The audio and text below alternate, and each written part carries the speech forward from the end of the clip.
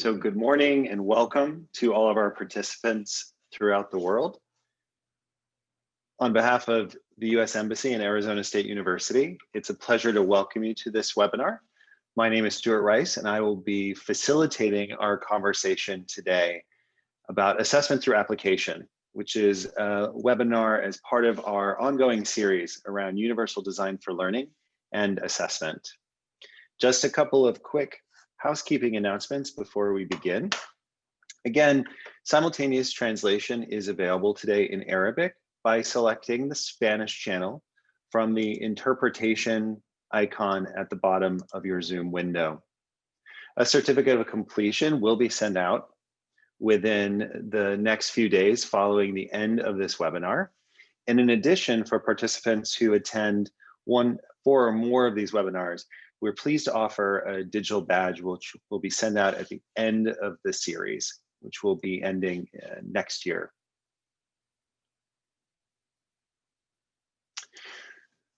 So I'd like to begin today by welcoming our panel, who will be engaging with us in a conversation around assessment through application. I'm pleased to be joined today by Drs. Ron Beghetto, Professor and Pinnacle West Presidential Chair at the Mary Lou Fulton Teachers College, Dana Henriksen, Associate Professor at the Mary Lou Fulton Teachers College, and Punya Mishra, Professor and Associate Dean of Scholarship and Innovation, also with Mary Lou Fulton Teachers College. I'd like to invite our panelists to give a short introduction, starting with Ron. Ron, welcome.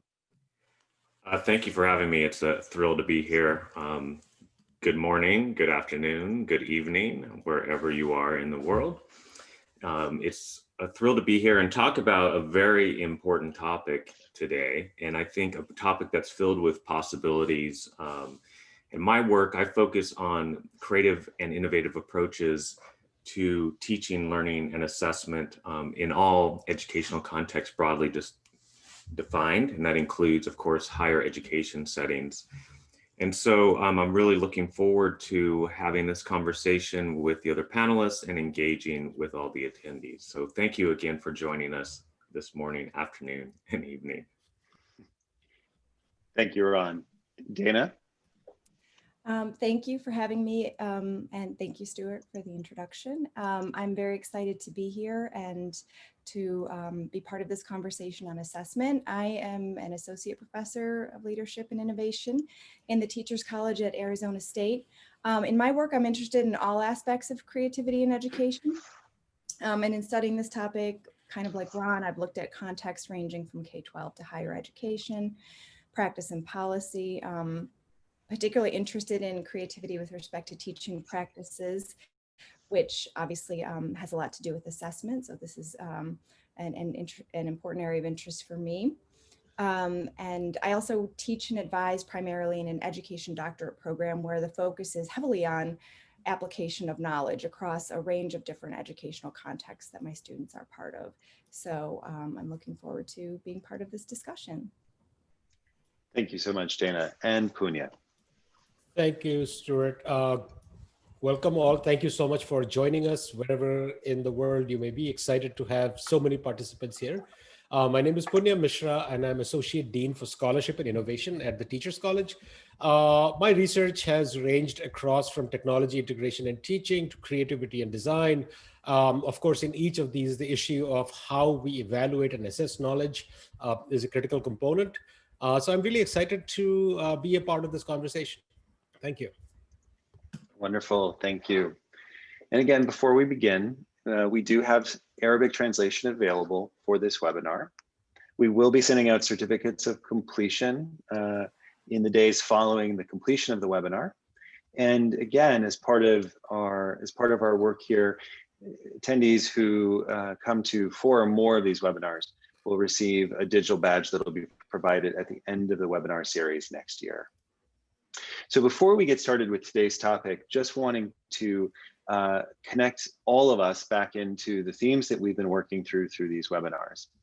We've began with a look at universal design for learning, with the idea that universal design for learning is a set of principles that can be applied to all learning contexts and all learning situations. in that UDL helps guide us by thinking about the ways in which we utilize goals, instruction, materials, and assessment in terms of helping students demonstrate their learning and in terms of designing the overall learning experience of a course. We then transitioned into a discussion around assessment and academic integrity, where we explored the idea of academic integrity being a larger conversation than questions around plagiarism, instead focusing on academic integrity as a way to develop a holistic approach towards the growth of students as scholars and contributors in their chosen areas of study. And today we'll explore assessment through application. We'll be weaving these themes throughout. And as a conversation, we look forward to wherever the topics lead us. We encourage you to be active in chat. Our wonderful team behind the scenes will be sharing with us the content of chat, and we will take questions in the form of the Q&A near the end, but we'll do our best to try and answer the questions that are arising from the chat and from participants as we go. So without any further delay, let's get started with our first topic for today. So one of the things that we see in traditional assessment is this idea of things such as multiple choice, short answer, and essays. And one of the things that we're interested in exploring today at the start of the webinar is how these traditional types of assessment may differ from applied assessments in theory, purpose, and understanding of learning outcomes. And Dana, I'm wondering if you could start us off with your reflections on this question. Sure. I would say applied assessments are a way to get how students are transferring knowledge that they've learned, whether in textbooks, in the course materials that you've given them, and actually applied them into real world situations, contexts, and in things that they might encounter out in the real world. So in an applied assessment, as opposed to sort of the multiple choice, closed passages, short answer, you're looking for a range of possible answers, and the answers will be different depending on the particularities of the context that the student is in, the way that they are thinking about the question. Actually, there's in a applied assessment, there's any sort of open range of possibilities for how we could think about what this knowledge looks like in a textbook or in the course materials and how it actually plays out when the student applies it. So I think one of the things that I think about is there's a limited or a finite number of possible right answers, often to multiple choice, closed passages, short answer. Essay exams are a little bit more open, but often those two, they're kind of geared towards a specific topic, or they take students in a certain vein. But in these applied assessments, we're really asking students to take information, transfer it, and the ways that that could actually look are as variable as the range of real world settings, contexts, or ways that students might think about the particular problem or issue or project that they're working on. So the application is something that ultimately we're kind of trying to get at when we think about what it is to engage in higher order thinking, creative thinking, problem-based learning. It goes beyond those sort of limited or maybe a little bit more finite or closed types of assessment models, and really opens it up to what the student can do and how they can think about what knowledge might look like or how it might be transformed in a practical application or an applied application. Wonderful. Thank you so much, Dana. And one of the things that I think you're highlighting for us is that applied assessment is really focused on what is the transfer of the knowledge and skills learned in the classroom to actual real world contexts. And Ron, I'm wondering if you can speak to the ways in which you've seen this done or you've thought about applied assessment in your own teaching. Yes, thank you, Stuart. And thank you, Dana, for those entry comments to kind of bring us into the space. And so I think the first thing that we need to do, and I want to invite you all to do, is to engage in some possibility thinking.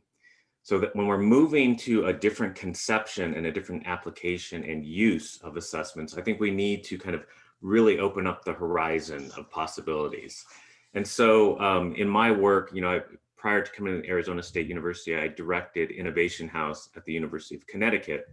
And so I think that really drove home to me the importance of kind of reconceptualizing the way in which we assess even things that we think are somewhat kind of fixed. But certainly when we're thinking about new possibilities for teaching and learning and kind of where our students are going, and education, I think we can all agree, is really aimed at preparing young people for the future.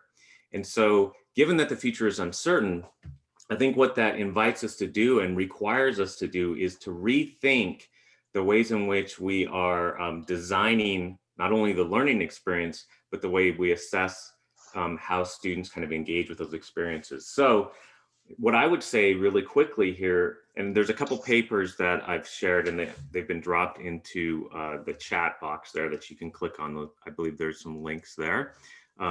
So I have two papers that I shared, and what I talk about kind of briefly there, but in more detail than we'll probably talk about today, is this idea that when we think about a traditional assessment, what we're really trying to do, the goal is to determine whether students are able to meet our expectations or criteria in expected ways. And so I think the benefit of that is you can design those kinds of assessments without even knowing who the students are. Everything is predetermined in advance. You predetermine what the assessment task is going to be, how students are going to engage in that task, what they're going to produce, and what criteria they're going to meet. Now, applied assessment is different. So I would call, one way to think about traditional assessment is to think about it it's kind of fixed. It's fixed in advance. And that has some advantages and it has uses. So it's not like traditional assessments are bad or should never be used. But I think we need to use them more purposefully, more intentionally. So an applied assessment, I would call that a more fluid assessment. So we do still determine some of those elements of an applied or fluid assessment in advance, and those could be the criteria. So what are the constraints? What are the non-negotiables? What are the things we want students to be able to demonstrate? So again, the criteria.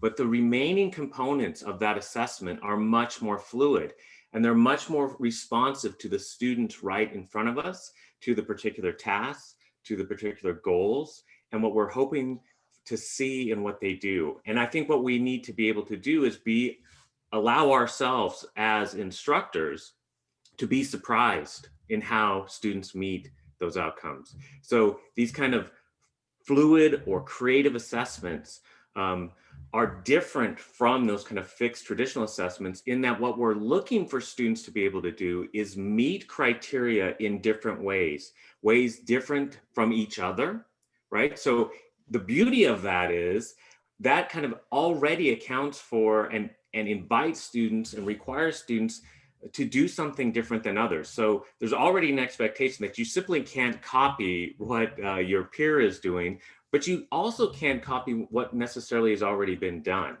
So when we invite students to do that, it opens up the horizon of possibilities in how students meet those criteria, the processes by which they do that, how they demonstrate that they've met those criteria, and sometimes even the problems that they tackle themselves. So this becomes a much more energized and I think future-looking way of assessing, and it really brings learning alive now. So traditional assessments are, can you do what we already know?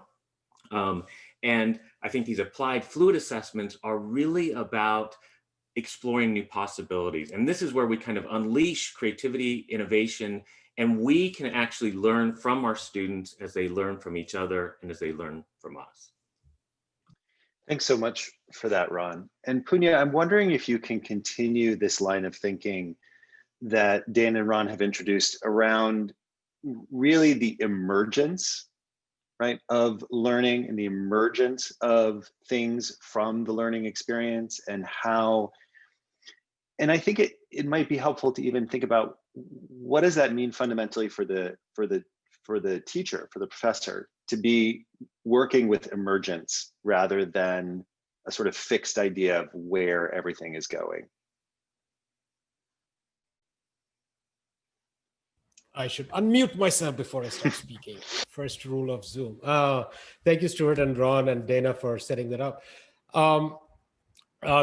Your comments, which I I completely agree with. So Stuart, before we even get into sort of the emergent aspect, I want to step back a little bit and ask this question about what learning is for.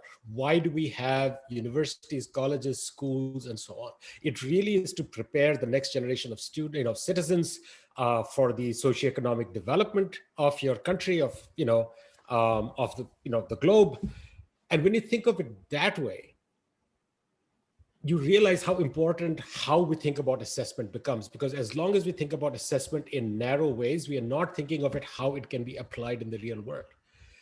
And the fundamental thing that you're preparing people for is the future outside of school, right? And so an assessment drives how you teach, because if you're going to assess for multiple choice exams or short essay or whatever standard, as Ron said, predetermined criteria, your education is going to lead you in that direction. Your teaching is going to lead you in that direction. But if you are assessing for emergent knowledge, if you're assessing for how this knowledge can be applied in the real world, then your instruction has to dramatically change as well. I think that's sort of a really important thing that we need to understand, is that assessments in some way drive how we instruct. So I think the other thing to understand is that the world around us is changing dramatically, incredibly fast. I mean, if somebody would have told me, like when I was in college, that there would be a thing called a web designer or somebody who designs gaming environments, as that is a profession, or something like a social media influencer. I mean, these are careers and opportunities which we do not even know what they're going to be 5, 10, 15 years from now. So you are really trying to inculcate mindsets, ways of attacking problems, thinking collaboratively, and those cannot be evaluated by the standard techniques that we have, right? And so what we have to think about are how can we bring about more systemic ways of thinking about assessment, which value creativity, innovation, collaboration, thinking deeply, but also being able to think widely. And those absolutely require us to go beyond sort of the standard assessment techniques. And I want to just, again, second something that Ron said, which is that once you think about your assessment in terms of matching it to the individual, their interests, their learning, their development, the issue of plagiarism and those concerns at some level go out the window. Because what you're asking them to do, you're asking them to create, you're asking them to synthesize, you're asking them to analyze, which will always be from your perspective. And one of the things that we face in this post-COVID world is that everything has gone online. And so the challenge then becomes, people can look up the answer. I think that the response to that shouldn't be, let's create this system by which we can ensure that their browser is locked down and everything is locked down so that they cannot look up the answer. In fact, I would say, let's flip it. I think it was Denmark, for their standard assessments in school, they actually made it open, like internet open for all the assessments. And what they found was they had to change the questions they were asking. They could no longer ask factual questions because that could be looked up. But they had to ask questions which required critical thinking, which required analysis, which required synthesis, which is a deeply individual thing. And so that's how you sort of address this issue of worrying about plagiarism. Throw that idea out of the window and think of assessments that cannot be, because they will be unique to that individual and their learning and growth. And in the long run will be valuable as they step out into the real world. Thank you so much for that, Punya, and thank you, Dana and Ron, for kicking us off with such vigor and with such a provocative sort of position on this. Dana, I'd like to come back to you, because one of the things that at least seems alive for me is that we're talking about this within a higher ed context, and students may have gone through primary and secondary schooling in a model that is really about generating the right answer and meeting the expectations of a teacher, right, of a single individual. How in your experience do we begin to make this shift from this kind of fixed model, as we've been talking about, to allowing the student the space, right, and creating an environment where the student can actually explore these topics creatively?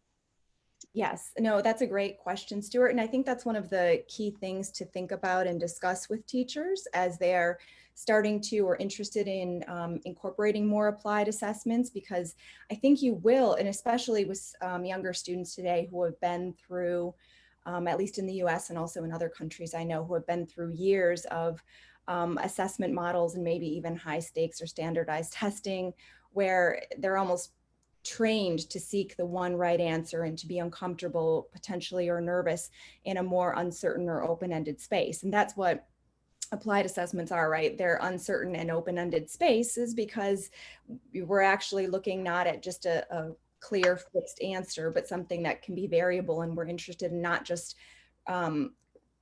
whether you gain the knowledge, but what you can do with it. And that can go in many different directions. So I've heard many teachers talk about this as they attempt to go for more creative projects or open-ended projects where the assessments are more applied, that students today can become very, and even I typically work with adult students who are doctoral students. They can even become more uncomfortable and, well, what are you going for with this assignment, or how? And you can tell that people are kind of looking for, how do I do this right? How do I get what you're looking for? And assuming that there is some clear path or definite solution or approach or answer that the instructor is looking for. And I think there isn't one easy way into that, but I think we start by just getting students comfortable with doing more of these applied assessments and getting them more into that headspace, that mindset that Punya was referring to, where it's more about being comfortable with application of knowledge, with variability, with difference, with many different possibilities, with the fact that it's up to me to think about what this knowledge means or what it could do or how I could take action with it in the real world, not just about gathering the knowledge and showing that you know it on a test or in on a fixed exam. So one thing I can say is I worked in a program I taught in a program at MSU where we would often find that when we do these kind of quick fire assignments or more open-ended creative assessments, that people would be nervous and looking for a very fixed rubric and uncertain of how to do it. And there would be some pushback from students. And really the way to deal with that is just kind of reassurance that this is part of the process. This is how we're going to be learning. This is the kind of projects that we're going to be doing. Just dive in, you're safe. It's okay to fail, not to fail in terms of a grade, but it's okay to, there's not one right answer. And that if you work with the knowledge within the project, the open-ended project space that we've given you, you're going to be okay. And then you see that as you continue doing more and more of these types of assessments, people get more comfortable with that. And they actually start to like diving into that more creative, open-ended project-based space. But it really is about a shift in mindset. And the way I think to shift mindsets is really to just kind of get people more consistently in that space. You can't expect it to be after they've had years of kind of more fixed schooling and particular types of assessments that you just throw out, something more applied and that everybody's going to be really comfortable with it. So you'll have to kind of work through maybe some of that with some students more than others. But the more that you start doing these types of assessments, and that also transforms your teaching, I think, too. Assessment and teaching and pedagogy go hand in hand. So then students, I think, just start to become more comfortable with and enjoy that space where they have a little bit more freedom and flexibility to think, to interpret information in the way that makes sense for them and for their lives. So, it's not a real clear answer into what to do, but I think it's sort of a process of shifting teaching to fit the assessment and getting people more comfortable in that space. Thank you so much, Dana. And I think that often people might feel like that doing creative assessment would be impossible in certain types of fields, like let's say engineering. But I know, Punya, that you've talked about and really discussed this idea of areas like engineering fundamentally transforming themselves through having more creative assessment. And I'm wondering if you could speak to that and how that looks. Yes, thank you, Stuart.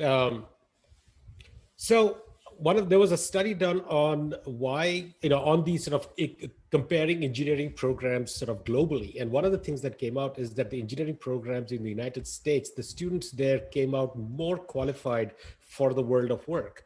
And that was fundamentally because the organization that gives accreditation to engineering colleges required that the only way engineering colleges in the US would get accreditation would be recognized if their final semester was a capstone course, which had to be about designing something, creating something. You had to work in teams, you had to work collaboratively, whether it was to build a robotic car or a new way of, solar panels or solar energy. It doesn't, depending on your discipline. And what that does is that it fundamentally sort of changes how you, and this is the point that Dana also made, is that once you change what your overall evaluation is going to be, it is going to have a backwards effect and change the way engineering is taught across the board. And so I like that example because what it says is that the changes that we have to make, have to happen at the level of the individual, which is, either Ron or me or Dana or all of our people watching, that they can make changes in their classroom. But if we want those changes to be instantiated and continue and be sustainable, we have to think of it in organizational and systemic terms. And basically what that accreditation agency did was put a carrot in front of everybody, or maybe you can call it a stick, saying that if you want this, guess what? You have to change. And that is sort of, now that change is irrevocable in some way because it's a part of policy, it's a part of curriculum structure, it's a part of all of that. So I think, and I have shared a link or two on the chat that I think Tanya has shared. One of this is work that actually Dana and I had done together, which is how do we evaluate what are creative products? Because one of the things that comes up in that situation is that a creative product or an output is unpredictable. That's the fundamental difference between a standard assessment, which as Ron said, is predetermined, independent of the learner, while these more grounded, sort of personally driven assessments, which are now incredibly personal, hence unpredictable. So how do we start evaluating something like, so the work that Dana and I and our team has done is develop the sort of a threefold way of evaluating. So that the point I'm trying to make is that we all evaluate works of art, we evaluate works of music, that yes, there is subjectivity in that, but there also is expertise that we can bring to that. And unless and until we bring those elements into our assessments are going to miss the point about why we are educating the students in the first place. Thank you so much. And I'm wondering if we could begin to talk about the relationship between the instructor or the professor or the teacher and the student in the process of applied assessment. Because I think what I'm hearing everyone say, and I'm wondering, Ron, if you could kick us off with some comments, is that you're designing from the get-go and around the idea of applied assessments, and that feedback seems to be so critical, whether it be the feedback that makes it clear to the student, as Dana was saying, that this is a safe space to explore, that there is no right answer, but also in terms of how we're generating that mindset towards creative expression in the student. So I'm wondering if you could just ground us in the role of feedback, right, in an environment that's using applied assessment. Absolutely, yeah. And so I love being part of this conversation. Again, I think it's so critically important, and I think what Dania and Punya are kind of inviting us to do is explore the fundamental ways in which we think about assessment. And so before we talk about feedback, I think it's important to also recognize, and it's something that has, was intimated at in Punya's and Dania's comments, is this idea that, what we assess not only is what gets done, that's kind of an old adage or saying, students know, like if it's going to be on the test or the assessment, then it must be important. But I think even more fundamentally, what we assess and how we assess really reveals what we value as instructors to our students. And so I think what we really want to think about with respect to feedback and assessment more broadly, applied assessments more broadly, is this idea that we are really, as instructors, working in this kind of paradox, right? We are trying to prepare young people for the future. And so there is some value, of course, in having them understand things that we already know and making sure that they can understand those in meaningful and accurate ways. There are some things that there are some correct answers, obviously.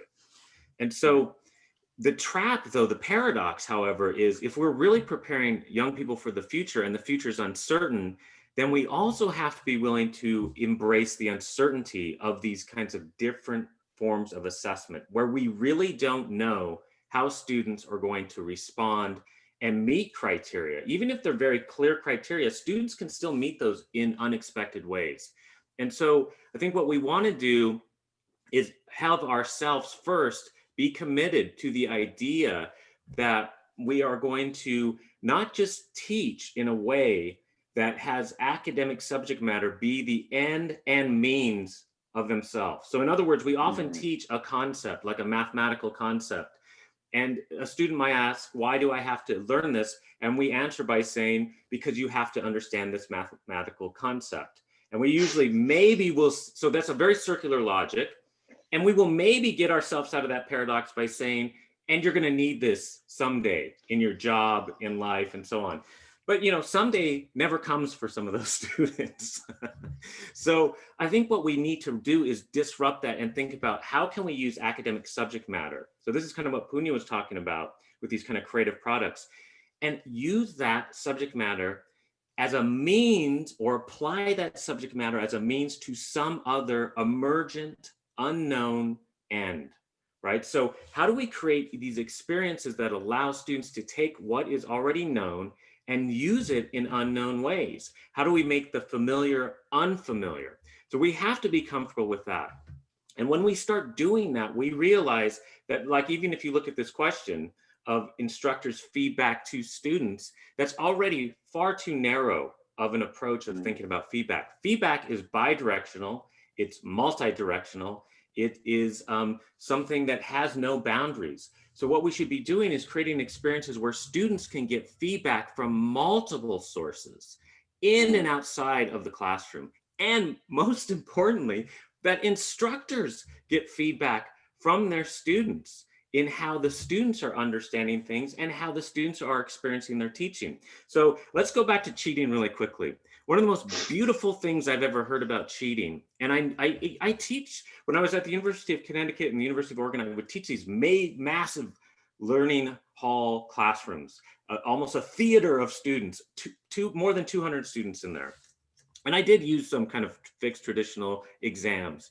And you would see occasionally on the ground these crumpled up cheat sheets where students had brought in something and written down the answers or things. Now, the most beautiful thing I've ever heard about these cheat sheets that's really changed my thinking was, that is the real assessment. That's the real feedback. The students are actually giving you a window into what the ideas they're still struggling with. They've brought that support in to help them, because that's really where they need their instruction, because they don't feel they understand it yet. So what if we threw out the exam and just took the cheat sheet and looked at it?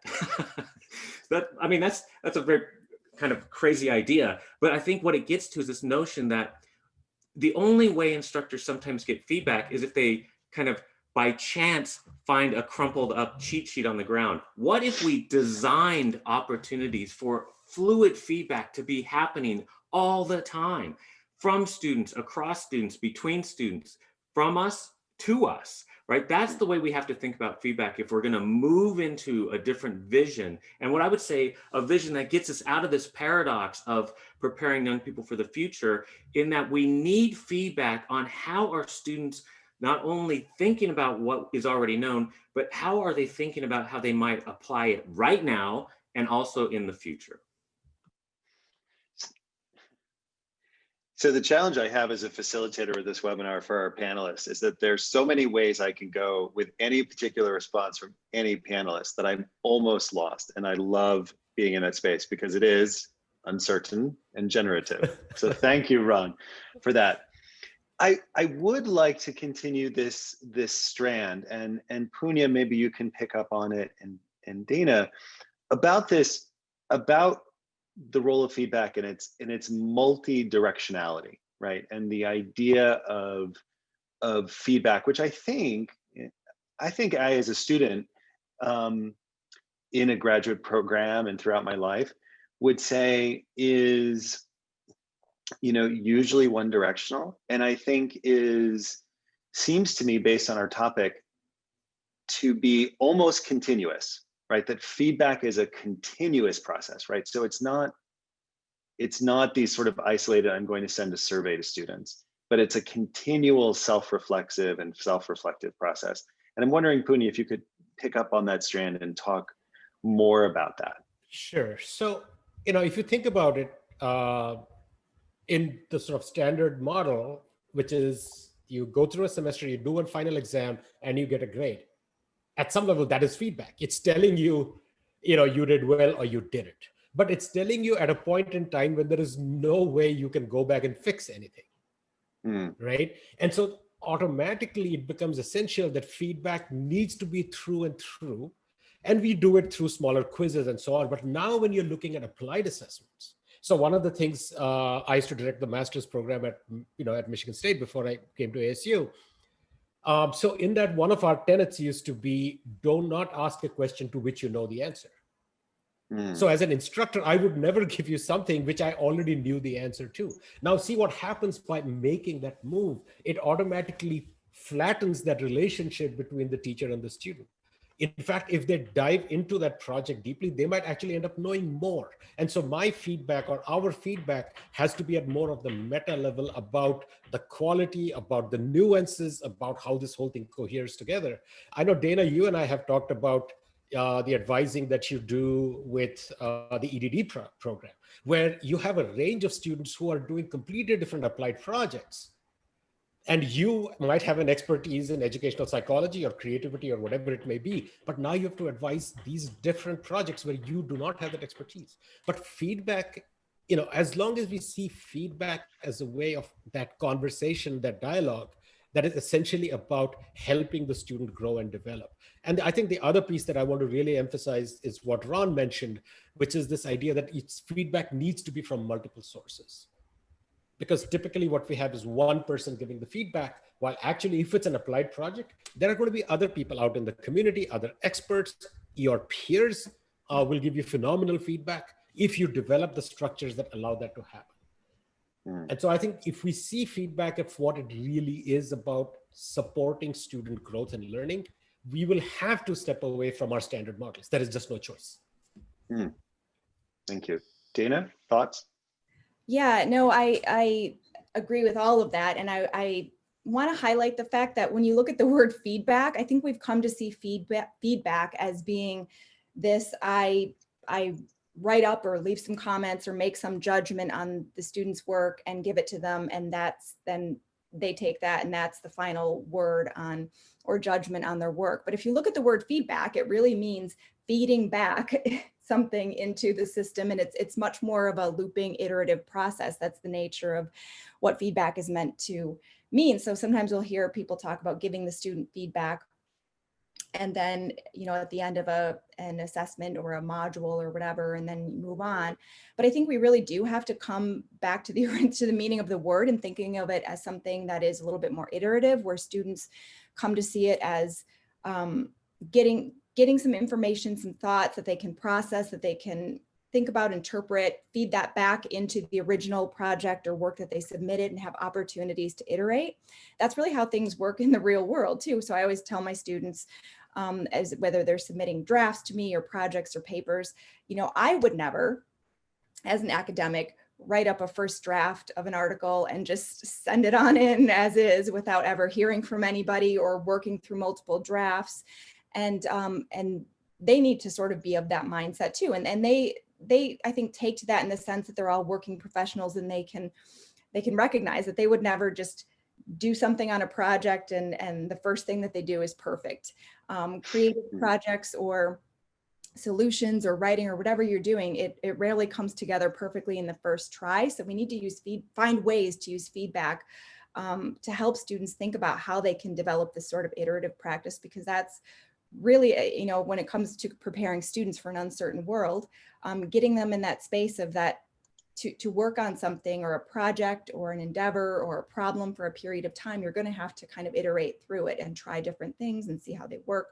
And one of the things that Punya mentioned was that I tend to work with in a very interdisciplinary EDD program, which has students from all walks of education and different contexts, everything from K-12 to higher ed to different organizational contexts.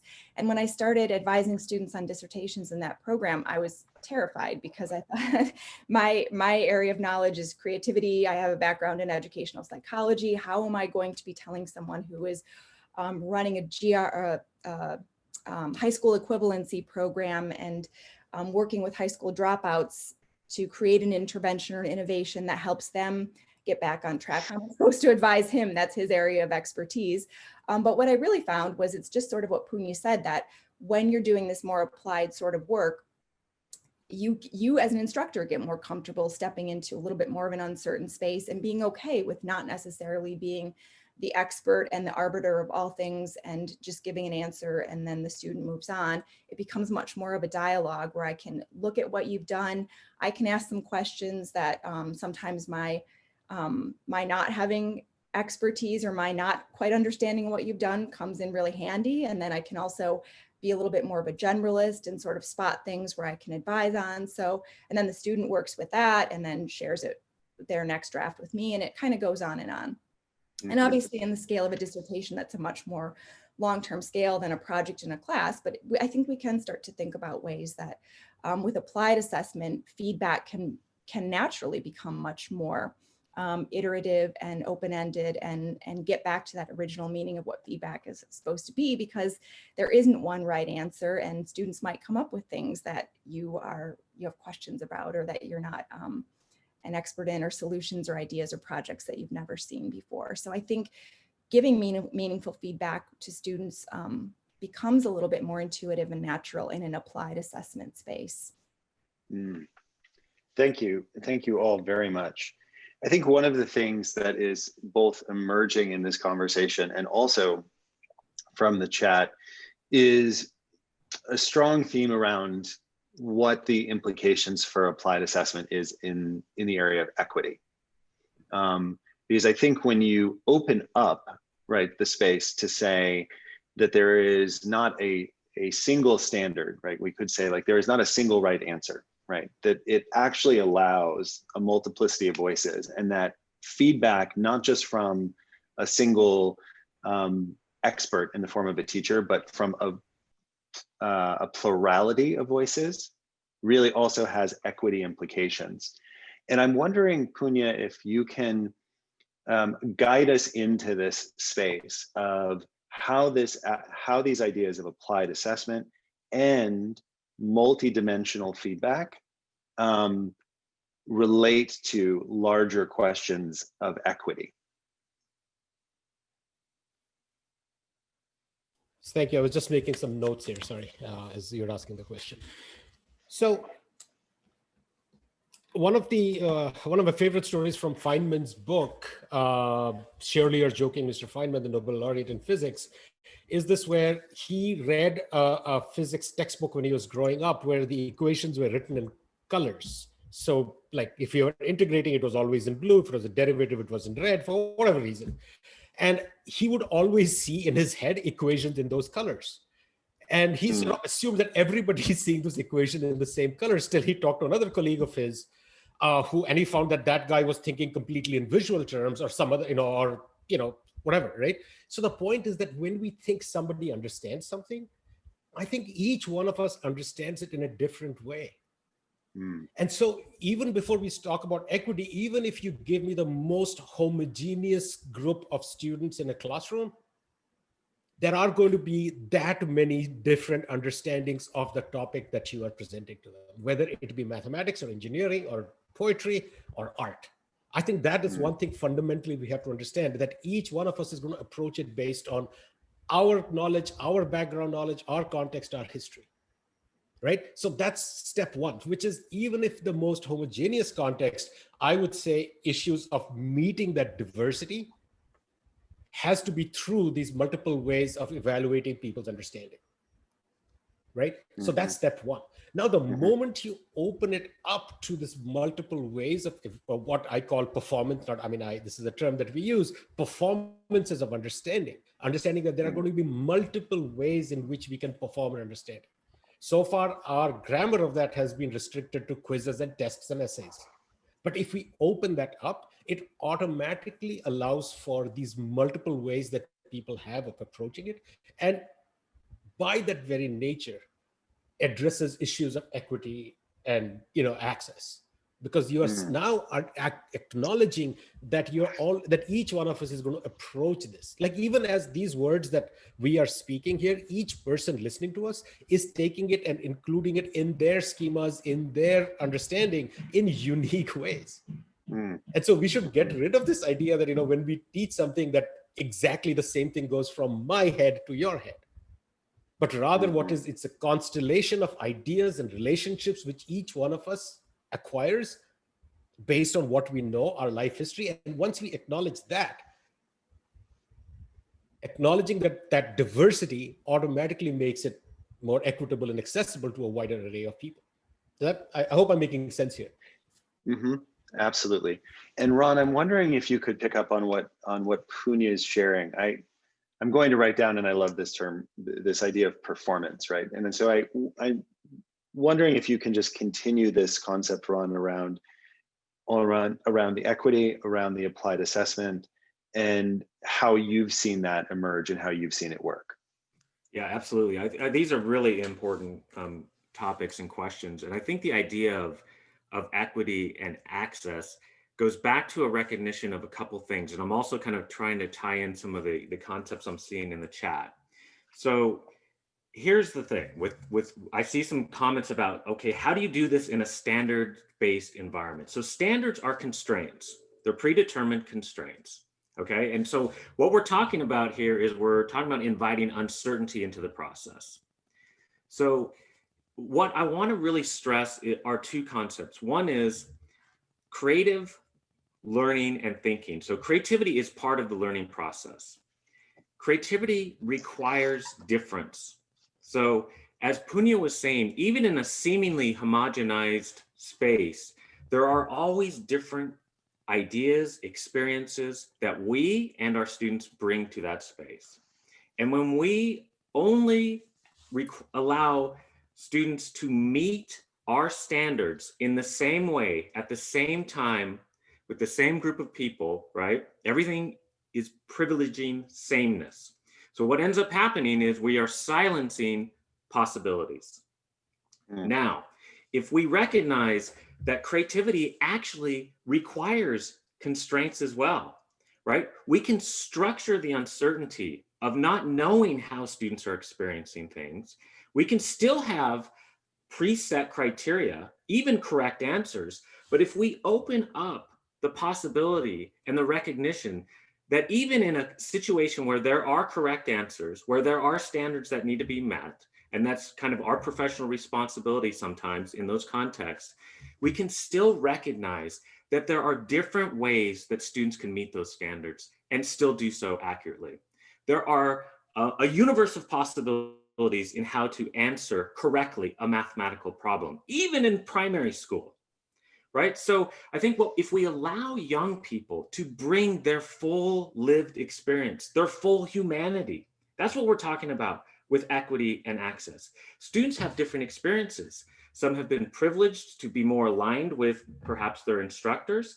Others have had very different and challenging and difficult experiences, but those experiences are still assets. Those are still components to how they understand the world. And not only by allowing them to meet standards differently, does it enhance their opportunities and access, but it enriches our learning. It enriches learning in the entire space. I'll give you one simple example to hopefully kind of illustrate this point. If, for example, let's just take primary mathematics. If we're teaching primary mathematics and we are teaching children how to answer a particular type of math problem that has a correct answer and has a standard way of solving it, and then we give them exercises, it could be an exam or it could be homework or it could be in-class exercises, and we say, okay, here's 12 different problems. I want you to answer them correctly using this one procedure I just taught you how to do that. Then we can reinforce their learning of that one procedure.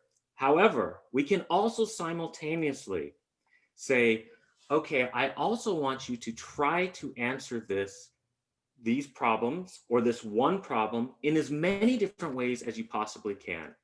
And you can do that working together. You can do that illustrating it visually. You can do that by movement, with metaphor, whatever. So imagine this, you assign one problem and you require students to answer it in as many different ways as possible. Let's say I know 7 ways of answering this problem. By inviting even primary students to do this. So in one of my books, there's an example of a teacher in China who did this. And students generated over a dozen different and mathematically accurate ways of solving that problem. In that context, I would learn 5 or more new ways of solving that problem as the instructor. Now imagine what all the other kids are learning from each other. And so now this opens up a horizon, even in a subject like mathematics, which seems very fixed, right, and very defined, there are still moments of uncertainty. So it's about structuring uncertainty. It's about allowing kids to bring the full expressions of themselves into that space. And that enriches and creatively contributes to the learning of everyone. So we're not advocating for getting rid of standards, getting rid of constraints. Those are realities. So the question is, how do we think and teach creatively within those constraints? How do we assess creatively within those constraints? How do we allow student difference that already and always exists in any context to manifest itself to enrich the learning of everyone now and moving into the future? So I want to jump in here, Ron, because I think you brought up, sorry, Stuart, if you had a question lined up. But no, I you do said want to it's a conversation, so I'm going to take you up on it. But I just want to make a little quick example. I love that example of multiple ways of answering. At one point, I got fascinated by different proofs of the Pythagorean theorem. And turns out there are like 500 or more proofs of the Pythagorean theorem. My PhD dissertation was on the periodic system of elements, where I found out that chemists had been creating hundreds of different representations, and we see only one in a textbook. And what drove my research was this question is like, why are chemists having so much fun? They're like little kids playing Lego blocks because they have spiral, they have 3-dimensional representations.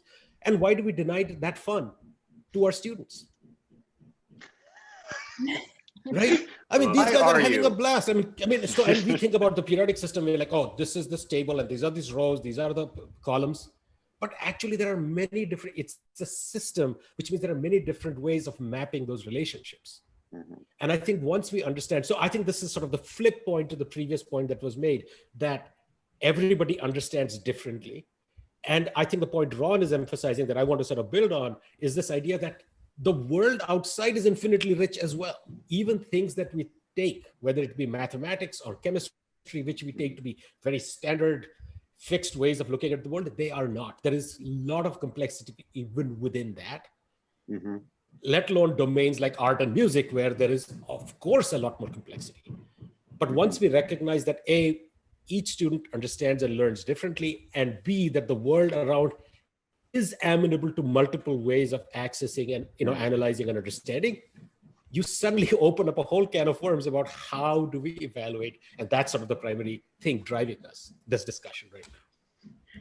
I think, thank you so much, Punya, for jumping in with that. And I think for myself and maybe for the audience, I think going back, thinking about this conversation and where we've arrived is, I think going back to what you were saying, Punya, earlier about engineering, right? It's that, so by opening up creativity, we don't create buildings that fall apart because no one's following rules or there's no standards, right? But actually what we're saying is that those standards, those constraints, I think, Ron, as you said, are actually foundations that allow a multiple sort of buildings, for lack of a better term, right? Like with the same set of rules, but with unbridled creativity, we have this multiplicity of buildings. We have this multiplicity of representations in the world.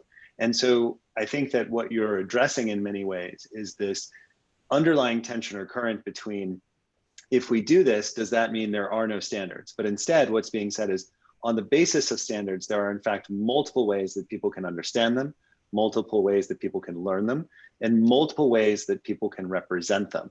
And to do that really requires a commitment, right, to seeing the generative possibility, right, that comes out of learning.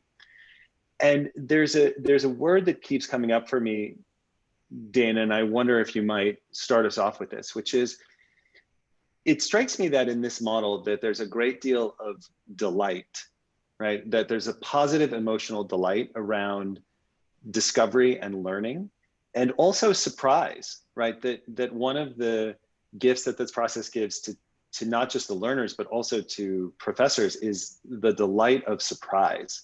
And I think you touched on that a bit with your examples in the educational doctorate program, but I'm wondering if you could continue that theme for us.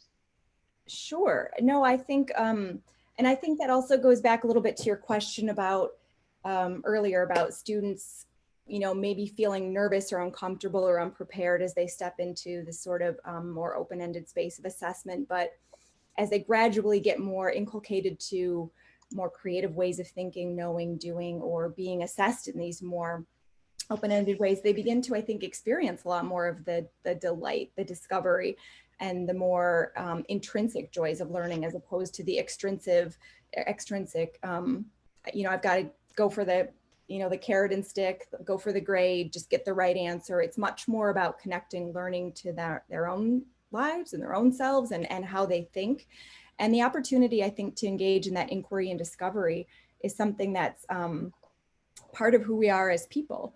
I think you can even take it back to some of the foundations of John Dewey and educational psychology, where he talked about the impulses of the learner as being, I think, to inquire, to construct, to communicate, and I think to create. I hope I have those right. But the main point being that there are these sort of that these are natural and innate human impulses, and that we are often denying those to students in schools when we're kind of shutting down their ways of knowing, their ways of being, who they are, and all of their prior experiences, and just asking them to kind of put themselves in a box, you know, the box of this right answer, this right way of doing it.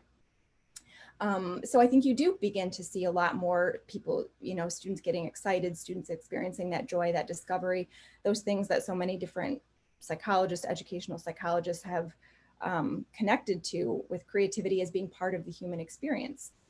People create in all different kinds of contexts, and they have since the dawn of time. And it's something that we're, I think, driven to do, but it's oftentimes been kind of shunted out of schooling.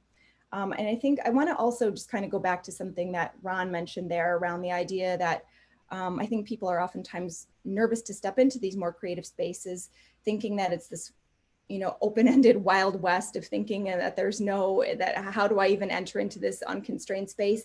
I think that the idea that constraint goes along with creativity is a way that we can think about bringing it into a lot of spaces where we previously thought that it doesn't have a place.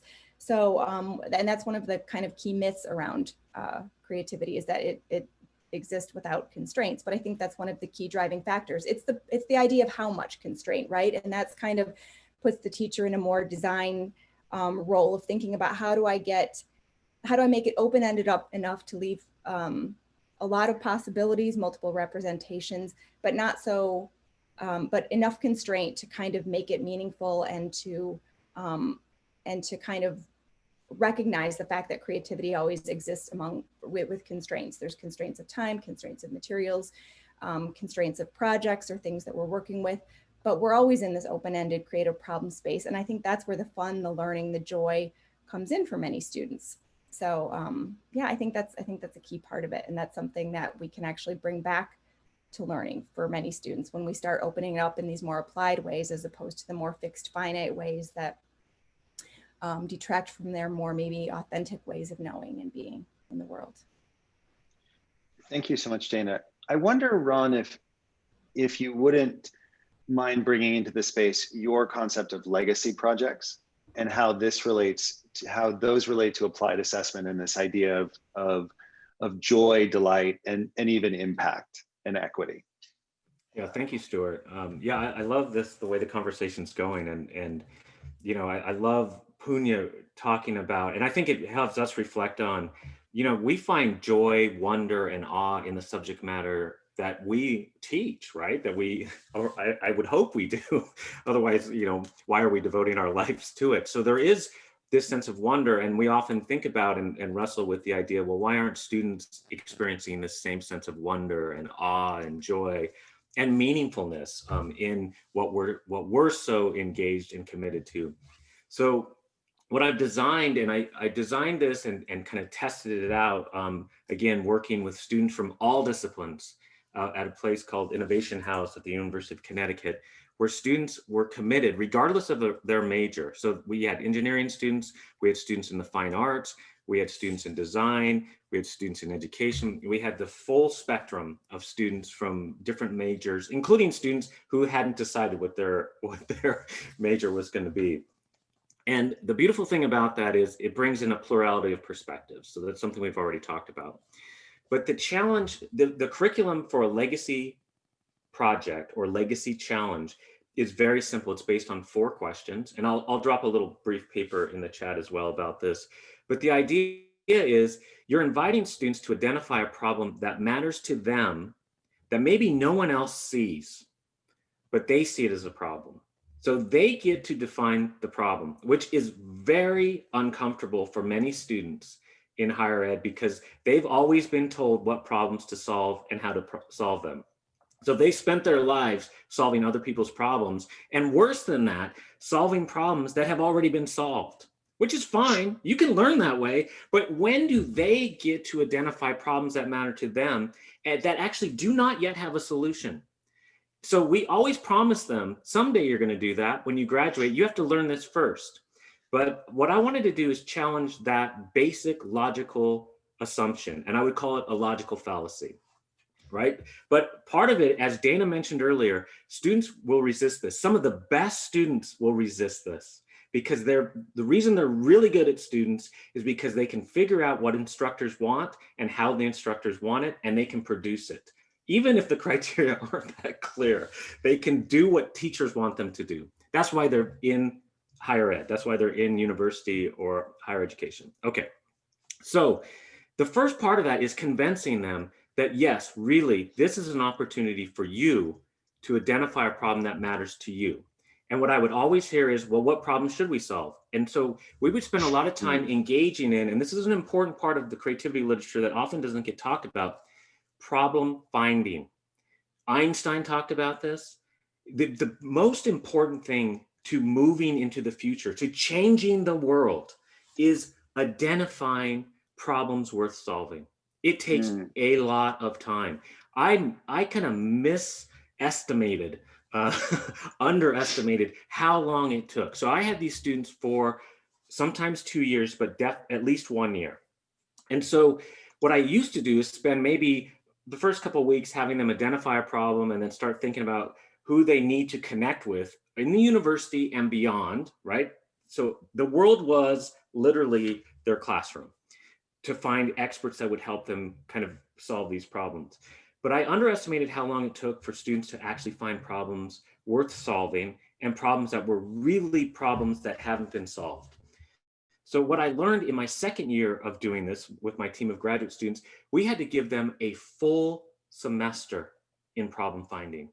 We spent an entire semester having them explore problems worth solving and really dig deep, which required collecting data, doing needs assessments, because what they would often do is identify a problem, and then I would say, okay, who is this problem impacting? Why does it matter, right? So that's the first question is, what is the problem? The next question is, why does it matter? Who is it impacting? What's going to happen if it isn't solved? Why are you interested in solving it?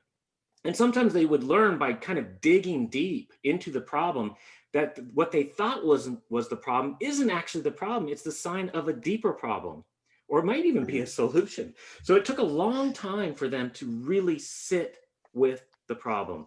Very uncomfortable experience. So this gets to kind of this confidence question too. I've done a lot of research looking at when you give students kind of an ill-defined task, they're not always going to be joyfully embracing that. There are sometimes very negative emotions, anger, frustration, fear, right? Their confidence levels are very dynamic. Their confidence levels could be 0, like they want to give up. But by providing just-in-time supports and saying, no, let's work through this. Let's connect you with somebody who can help you think about this. As you start seeing their confidence move up, so does their positive emotions.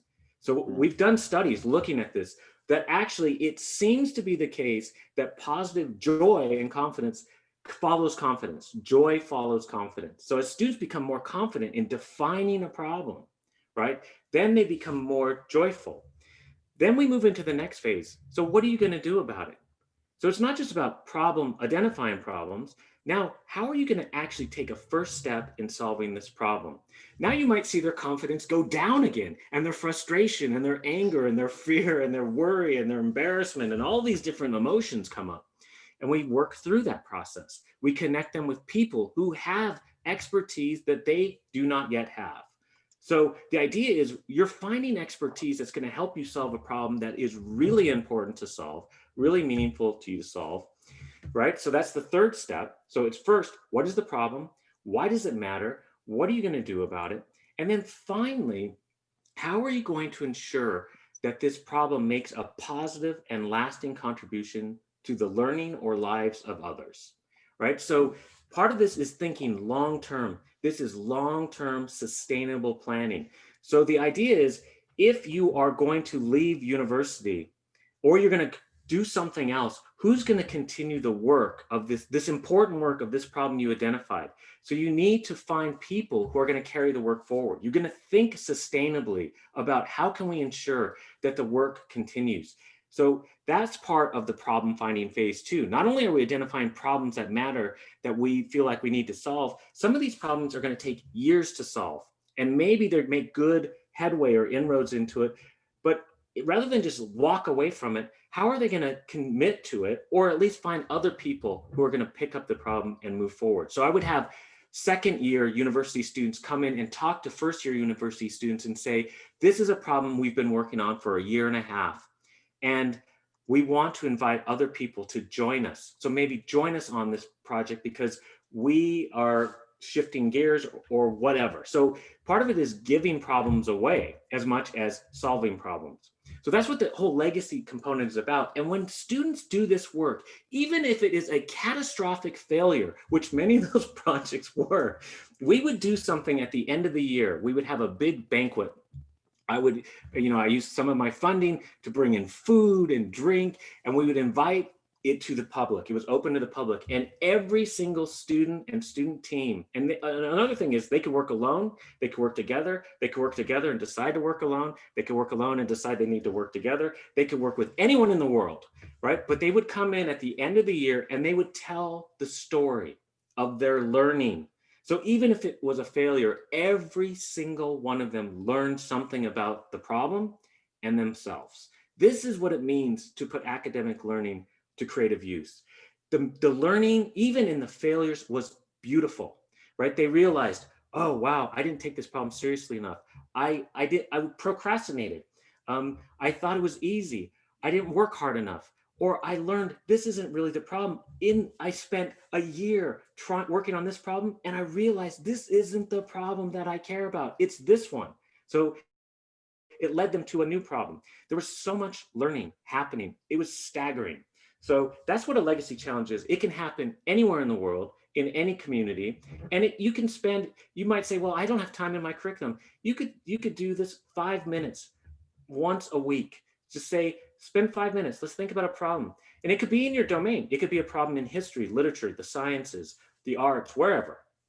Or it could be something completely unrelated. So I think if we start inviting our students right now into this process, I think we can kind of rethink the entire sequence of how we think about learning. You need to know this first. We need to make sure you know it. Then you can start looking at these kind of wicked problems, these uncertain problems. And then maybe someday when you're way away from me, you'll get to identify your own problems to solve. It turns it completely on its head. And you are still able to cover so much content, but in a much more joyful, surprising, awe-inspiring, wonderful way. So I know that's a bit long-winded, but I'm passionate about it. Yes. No, thank you so much. Thank you so much, Ron, for that explanation of the legacy projects. And I think all of us, myself and our presenters, like we're very cognizant of how alive the chat space is in this conversation and how many questions that we're generating. And I wish that we had scheduled in another hour for the webinar, but I want to turn to a theme. And Punya and Dana, I'm wondering if you could speak to this, which is, what in your mind is the evolutionary process, right? So we're going to leave this webinar, let me say that differently. We're going to leave this webinar today having shared a lot of ideas, but what are the first steps here, right? We know that there are educational contexts that our participants are from, where there are standardized curriculums, and maybe even standardized tests. Standardized tests being used to determine aptitude. I think we see this globally. What are the first steps? I think Ron gave us an idea there where it's 5 minutes a day. It's just a starting, like 5 minutes a week, 5 minutes a day as a starting point for just thinking about problems you care about. But where can we dive in? Where can we dive in and start with this? And Dana, would you like to start, and then Punya adding on? Yeah, no, so that's always the key challenge too, is where to start. And I think Ron's point is a salient one, in that it doesn't have to be that you dive in and you append your curriculum and your ways of doing things, or that you ignore the standards or constraints that are on you in the process. But again, kind of going back to that idea that creativity always exists within constraints, and that looking at the standards as a kind of constraint, one that may have more openness than thinking about it, and sort of thinking about what do the standards mean, and where might there be some ways to address them that still fit with or align with the nature and of that standard and what it's about, but that I could still open up the space a little bit for a different type of assessment. So I'll try to give an example from my own teaching, which I know will be different from many of the context that people are working with. But in an education doctorate program, we essentially want students learning theory and methods and certain skills within that. But there's a lot of, and there are certain things and benchmarks and goals that they have to hit. But what I might start by doing is, okay, there are several assignments, benchmark assignments that they have to do this semester in my class, and I need to find ways that they can learn the content and do those. But where are some of the wiggle room or the open-ended spaces that I can think about what things do they need to know in terms of theories, methods, where I can sort of backwards design that, okay, this is the end goal, that's sort of the standard, but where do I have some space to kind of open that up to either, I love Ron's idea of giving them the solution and think of multiple ways to that, or where can I kind of flip the equation or flip the script a little bit and rethink the ways that we get to that standard. I always also suggest that if something is new and uncertain, if you want it to become more of an ongoing practice, to think about the ways that it can slowly in small steps become part of your practice. Douglas Hofstadter has this thing where he talks about creativity as being variations on a theme. Most creativity isn't just some dramatic new invention that's dropped in the world. Most creativity happens as we slowly change parts of our practice, or twist the knobs, or vary the existing themes to the degree that we can, to the degree that we have a little bit of flexibility and breathing space. And I think as a teacher, kind of trying to the best of your ability, look at the constraints that you're working with, and thinking about where there may be some spaces that you can try something new, that it's not just a complete script or a set practice, and where do you have some agency over your teaching practice in ways that you can meet those standards. So yeah, again, if I need to teach, know that students need to learn these theories this semester and do some of these assignments, I'll do some of the assignments they have to know, but can I also maybe have them do, what are some other ways to get to this content knowledge where they can apply it? Can they create a multimodal text, or have them write up application, not not write up or a description or an analysis of a theory, but ways that their problem of practice or issues in their context would look under the lens of that particular theory. So I understand that it's kind of a challenge, and that's kind of a tension that people are always working with in this space. But I think trying to find those cracks in the what seems like a set space to start introducing some of this in small ways and gradually growing it into your practice is one way to think about it. Thank you so much. Punya? I apologize. There is some construction work going on. So if you hear some buzzing and crashing, that's happening behind me. I think I just want to, basically second what Dana said. One of the things that when I work with teachers and educators, I always ask them to think about what are the conventions that you are just taking for granted. Like there are lots of things that we take for granted, that the first day of class is going to be, we're going to look at the syllabus. Nobody says that needs to be the case. So again, it's a question of baby steps or small steps of trying to just change your practice. And it's, in fact, I remember this one teacher who was teaching a writing class and decided to have all of her students start blogging. And the moment she described it, I said like, oh, so how bad a disaster was that semester? And she said, how do you know? I said, because you changed everything at one go, right? And the thing is, in these, when in established ways of practice that we have right now, the trick is to gradually, systematically keep trying small things. Some will work, some will not. Those that work, hold on to them, try something else. I'm sure Ron came to the legacy project not whole cloth. It must have evolved over time as he tried it out and he learned more about it and so on. So each one of us can sort of take that stance, which is sort of exactly what Dana was saying, is to take your own practice and see what are sort of assumptions built in there that you've just taken for granted, which don't need to be that way. And whether it's 5 minutes or it's 10 minutes, I think it opens up the space for learning and discussion. Thank you so much.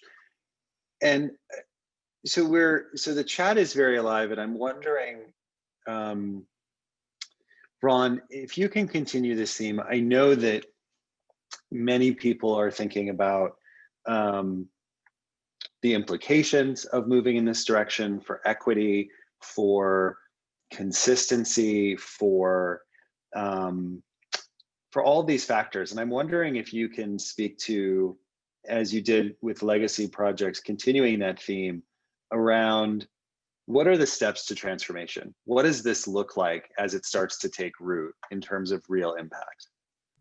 Yeah, that's a great question, Stuart. And I think I'll start by just really amplifying and underscoring what both Dana and Punya are saying. It really is about small shifts, slight steps. Punya's exactly correct in that I didn't come whole cloth to this legacy project framework. It was through multiple iterations. And so I think these questions of, if we move to this, how do we know if it's going to create more access and equity, or if it's actually going to become more inequitable and create less access? There are always potential negative side effects, even in our most well-intended efforts. So these are empirical questions.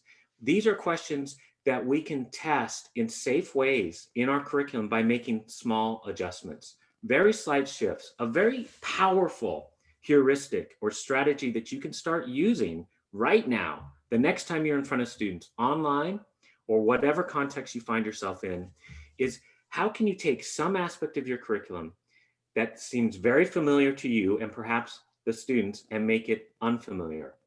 How can you take something that's unfamiliar and make it familiar? That's at the heart of a creative experience. And so when I've done these little I do these little kind of experiments that are highly iterative. They're little prototype instructional experiments. And I tell my students, we're going to try something different. Here's a typical kind of way we teach.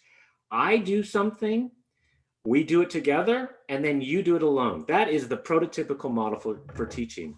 What if you disrupt this? So other educators have done this. What if you students do it first, then you try to do it together, and then I step in and we try collectively to understand what's happening, right? So these little shifts are kind of low hazard experiments. They're still risky. They might not work. And then you can see in your context, because every context is different. But what I've seen when you start doing this, so I play with these different kinds of approaches. I use things, I start out my classes always with what students already expect. They're used to school. They're at university. They've been successful in school. They might not like school, but they know how to do school. Some of them like it too, but most know how to do it really well. And what Dana said earlier is if you hit them with something too unfamiliar, too rapidly, and too much, it can be overwhelming. So I always narrate it. I say, we're going to do things you're very used to, but I want to prepare you. We're going to do things that are going to be unfamiliar to you and unfamiliar to me. And then we're going to talk about it. And we're going to see what happens. And you'll see when you do the familiar things, the typical students who are the strong students who have the highest GPAs, they have the highest educational credentials coming in, they have the highest privilege, they do very well in that setting. But as you start shifting things where it becomes unfamiliar, you see new students appearing. I mean, really, at midterm in my semesters, I would have 200 students. I got to know many, many, many of them, but it was like a completely different class. New faces emerged, new voices emerged. That was empirical, hard evidence to me. It hit me right between the eyes. I didn't have to run a statistical analysis to see. All of a sudden, it's having an impact. I am hearing new voices, seeing new people that I never saw before. And they are becoming animated and alive. And they are working together, and changes are happening in that context. These are empirical questions that I think we have a responsibility to test out, right? In safe ways that it's not going to be catastrophic, right? To the students' careers or your career as an instructor, but these little shifts can have profound differences in how students learn and the difference students ultimately make in the world around them. And they can really break down barriers of equity and access. And sometimes they don't work, and you can learn from that as well. Sometimes they can silence students. But I think if you create an environment where there is feedback, real feedback, like Dana said, right? It's iterative, it's coming into the system, then students can tell you, that didn't work for me. I felt like I couldn't do anything. I felt immobilized, I felt helpless. So I didn't have a voice in that activity because these other folks were dominating it or whatever. I think we need to take that information in and think of it as a design. And then we can redesign the process and think about that. How can we make sure that voices that are being silenced are heard, that people that should be in this space get to join us in this space? So how do we make the walls more permeable? How do we kind of monitor this? But these are empirical questions, and they change with every group of students we work with, because every group is different, right? And I think we all notice that the jokes and the things that worked well with one class might fall flat and with the next class. And we have to remind ourselves as instructors, this is a new group of students. We can't pretend like they're not there. Sometimes we teach as if there are no students in the room or no students at the other end of Zoom. So I think we just have to make that bi-directional, and we have to be honest with them. We have to say, I've never done this before, but we have to trust each other. And the way you build trust is by taking risks. You don't build trust to take risks. Taking risks actually builds trust. So that, again, that's a shift in assumptions. So these little moves are very, very powerful and generative. And I invite you all to take those beautiful risks. Thank you so much, Ron. As you were speaking, one of the many thoughts that came to mind is, what are the roles of, and how can faculty colleagues, whether those be in your own institution or across other institutions, help this process, right? In what sense do faculty themselves need to be engaged in these kinds of creative discussions around their teaching, around their disciplines? And I'm wondering, Dana and Punya, if you could speak to the role of colleagues, connection, et cetera, to exploring these, right? And also, I think in many ways, making the risk of failure less of a barrier. Yeah, no, I think that the sort of systemic nature of it is critical, and part of the system is the colleagues that are teaching around you, who your students are also taking courses with. So I think it really makes sense if programs or colleges or departments or institutions can start these conversations.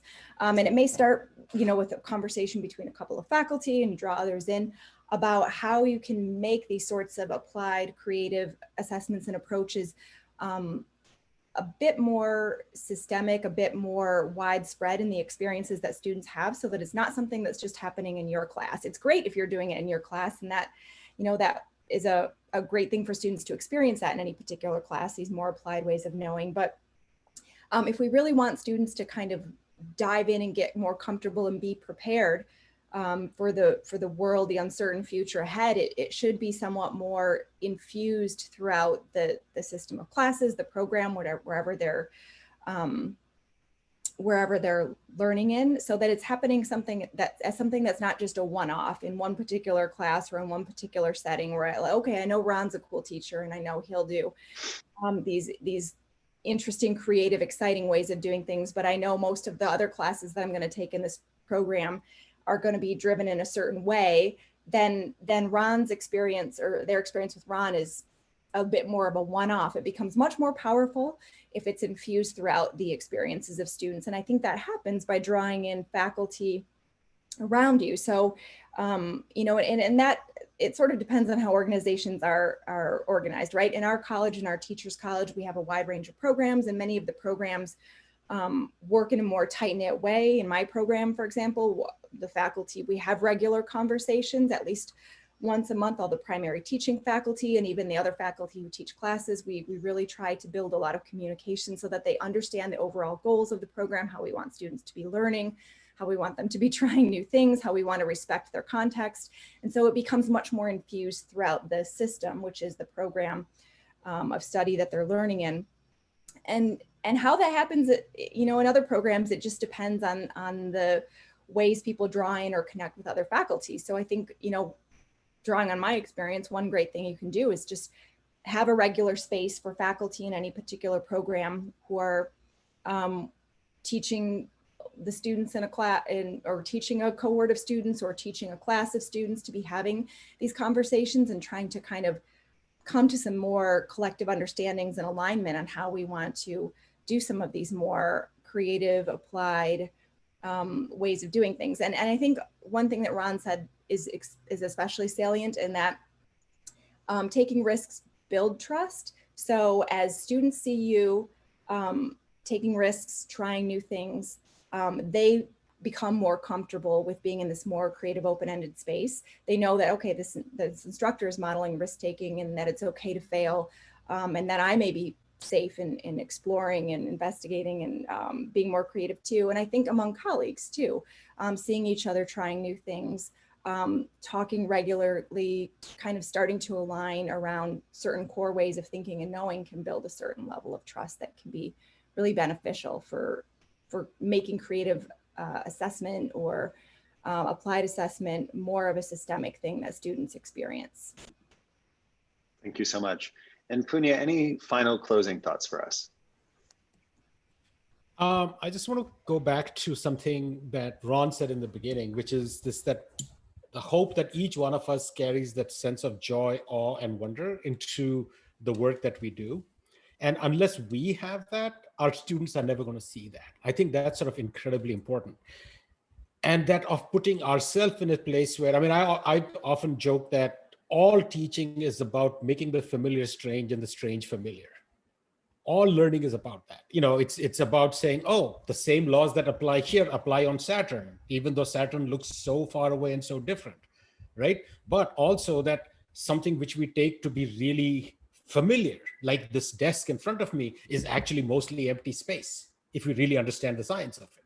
So, I mean, that move, and so coming back to what Dana was saying, that it is about designing a culture in your organization, which is itself always trying to think about these things in new and innovative ways. Many of those are going to fail because these things, you cannot take an idea, let's say Ron's legacy project idea, you cannot take that and apply it wholeheartedly in your organization as is. Because your context is different, whether cultural, social, whatever it may be, right? It's different. But is there a germ of something there, which is, can students find their own sort of questions? I mean, if you talk to scientists, they often talk about that the best scientists are the ones who can ask the right questions, because those questions need to be hard enough that they make an important contribution, but just so hard that you can actually figure that thing out. That's a huge talent. And that's the kind of talent we need to be developing in our students. It's not answering questions that we have developed, but rather asking questions which are at the right level of complexity and granularity and impact. And coming back to sort of the broader theme of sort of assessment, right? That unless and until we create assessment regimes or structures that open up this conversation, we are failing in the fundamental task that we're doing. Thank you so much. And although we could continue this conversation for quite a while, for the purposes of today, I would like to wholeheartedly thank our panelists of conversationalists and passionate educators for sharing your thoughts today on this idea of applied assessment. Again, for the benefit of our participants, thank you so much for being here today in this webinar. As a reminder, we will be sending out certificates for this webinar in the next few days as we process through all of the participants. And for those who have been participating in four or more of these, there is, of course, the digital badge at the end of the experience webinar series next year. We hope you thoroughly enjoyed this conversation.